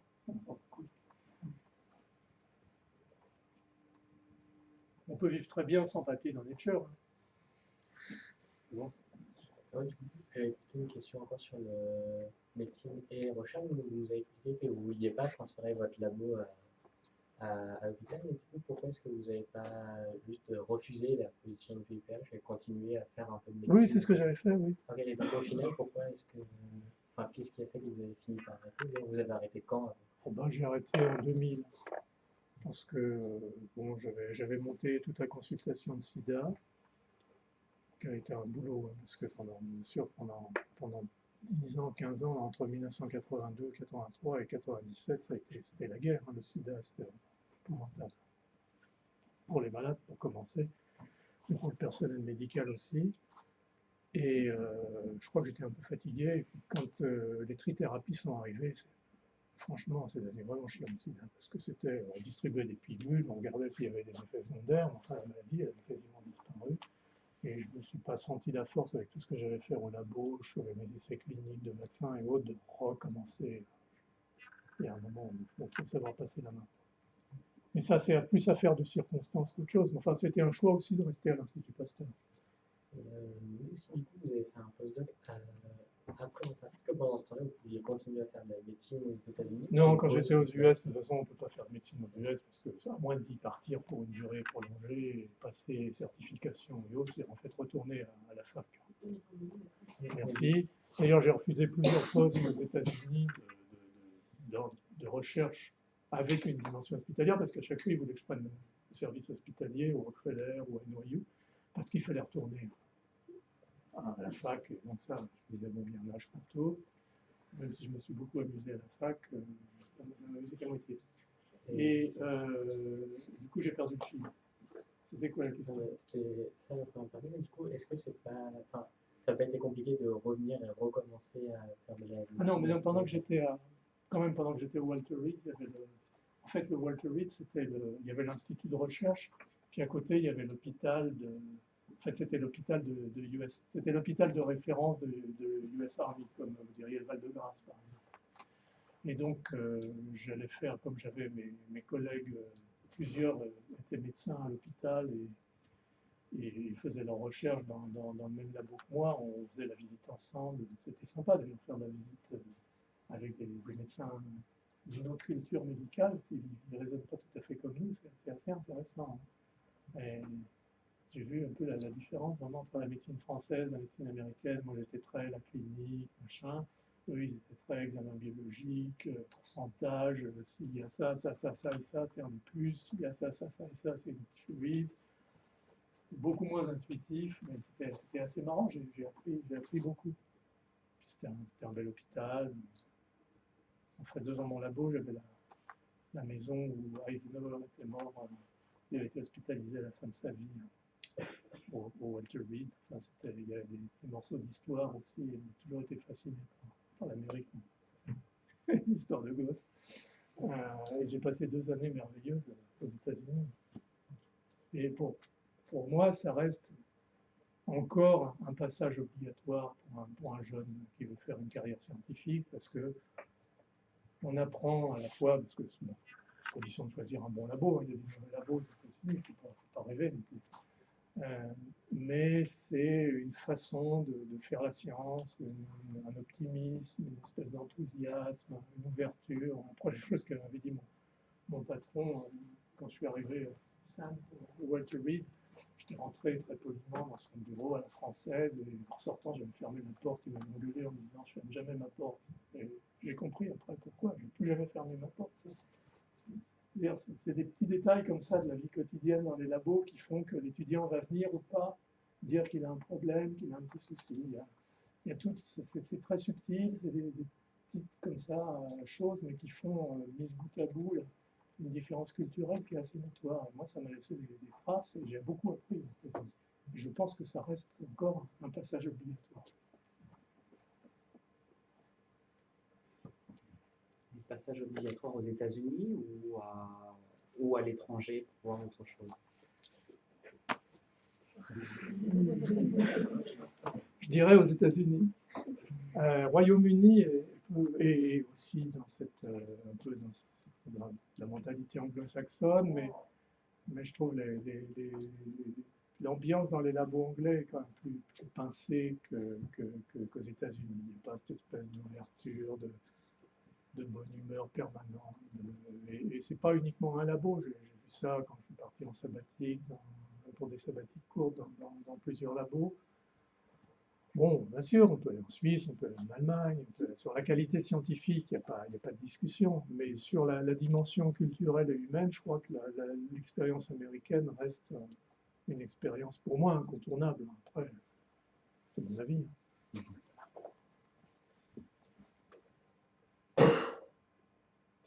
Bon, oui, Juste par rapport aux bactéries oui, liées au, parlons liées parlons au, de microbes. liées au cancer du côlon, Oui, et oui. avec la composante mucus, en fait, vous avez par exemple des hypothèses sur ce que font ces bactéries au niveau du cancer du côlon, etc. En fait, ce qui se passe, il y a deux choses dans le cancer du côlon. Il y a ce qu'on appelle la dysbiose, qui sont vraiment des modifications d'équilibre de la flore intestinale. Et dans cette dysbiose, ce qu'on commence à voir, c'est deux aspects. C'est un aspect à la fois sur l'inflammation et un aspect sur la détoxification des substances oncogènes. Donc, on peut imaginer, vu ce qu'on commence à avoir, mais c'est des signatures, c'est des observations, c'est des corrélations, c'est pas encore des preuves expérimentales, qu'il y a dans le cancer du côlon plus de bactéries pro-inflammatoires et moins de bactéries anti-inflammatoires. Et ça va bien avec l'idée que maintenant, beaucoup de ces maladies, que ce soit le cancer, que ce soit l'obésité, que ce soit maladies inflammatoires de l'intestin, sont en fait des pathologies inflammatoires chroniques mal maîtrisées. Et puis, il y a l'équilibre aussi entre des microbes qui sont capables de détoxifier, de déhalogéner, décomposer, de détruire en fait à la fois les xénobiotiques et les composants endogènes, métaboliques, par exemple les dérivés du tryptophane, qui sont oncogènes. Donc si on perd cette balance, c'est qu'on a moins de bactéries qui détoxifient ces éléments et plus de bactéries qui en produisent éventuellement. On a une combinaison qui se constitue. Et puis, au sommet de tout ça, il y a un certain nombre de bactéries qui semblent être liées à la survenue, peut-être l'élément complémentaire, peut-être l'étincelle qui met le feu aux poudres, dont d'ailleurs le développement peut être en rapport avec la dysbiose elle-même, parce qu'on sait que le déséquilibre microbien, l'appauvrissement de certains microbes facilite la croissance de ce qu'on appelle les pathobiontes maintenant. Donc il y a un certain nombre de bactéries comme Fusobacterium, qui est une bactérie de la flore buccale, comme certains colibacilles qui sont producteurs de ce qu'on appelle la colibactine, qui est une toxine qui en fait lie les brins d'ADN et entraîne des cassures de l'ADN. Il y a Streptococcus galoticus, qui a priori on a réglé son compte là récemment en montrant que ce n'était pas impliqué dans le cancer, mais qu'au contraire c'était le cancer qui facilitait sa croissance. Bon, il y a un certain nombre de bactéries qui sont épidémiologiquement clairement associées. Par exemple, Streptococcus galoticus, on croyait que c'était associé au cancer parce que quand vous avez un patient qui fait une endocardite à Streptococcus galoticus, au-delà de 60 ans, c'est 15 ou 20% des endocardites infectieuses. Vous lui faites une coloscopie, dans 10 cas sur 10, il a un cancer du côlon. Donc il y a vraiment un lien, une corrélation épidémiologique qui est imparable. C'est un P0000, c'est ce que vous voulez. Mais à partir de là, est-ce que c'est la bactérie qui cause les polypes ou les cancers, ou est-ce que c'est l'environnement qui mène à l'apparition des polypes et du cancer, qui en même temps facilite la croissance de ces micro-organismes? Et c'est là qu'il faut commencer à rentrer véritablement dans l'expérimental. On ne peut plus se contenter uniquement de ce que j'appelle l'observomique. Il faut faire de l'expérimentomique. Il faut passer de la métagénomique, telle qu'on l'a fait maintenant, à une vraie approche expérimentale. Et ça, c'est pas toujours fait. Et du coup, on reste avec des liens de corrélation, mais sans véritablement avoir le lien de causalité. Donc ça, avec le microbiote, c'est encore plus évident parce que et plus compliqué. On est de plus en plus je suis en train d'écrire une revue avec des copains, y compris anthropologues, sur peut-on réévaluer les postulats de corps à la lumière du microbiote. Les postulats de corps, ça a été défini pour un microbe qui cause une maladie, qu'on peut reproduire, qu'on réisole, et ainsi de suite. Qu'est-ce que ça vaut pour le microbiote? Est-ce qu'une dysbiose, est-ce qu'une signature de dysbiose, ça peut être considéré comme un élément d'entrée dans les postulats de corps. Donc c'est très compliqué, et en même temps c'est fascinant. On en est là, parce que maintenant, les pathogènes, on a fait un peu le tour du paysage, il y en a un qui émerge de temps en temps, bon, très bien, c'est passionnant, mais là on est vraiment, il faut démontrer si ce microbiote et les altérations du microbiote causant des maladies, c'est un fantasme ou si c'est une réalité. Et ça, c'est un peu rassurant parce que les gens du métagénome ont besoin de nous. Bon, on travaille ensemble. Et on en fait du métagénome de toute façon, on comprend. Bon, c'est un nouvel aspect de pathologie qui est extraordinairement intéressant. Merci beaucoup pour... De rien, c'est un vrai plaisir de discuter avec vous.